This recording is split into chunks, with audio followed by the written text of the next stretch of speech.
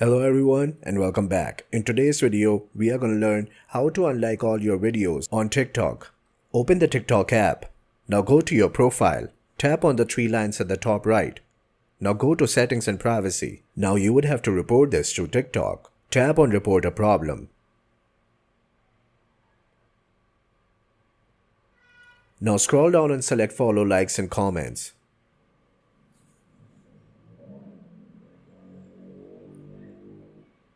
Now in the like section, tap on others. Now you would have to consult with TikTok directly for this problem. This way, you can request TikTok to unlike all the videos that you have liked.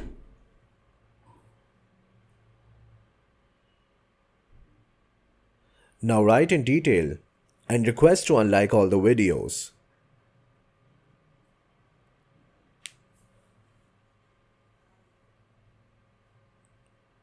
And hopefully, they will reach out to you within few days.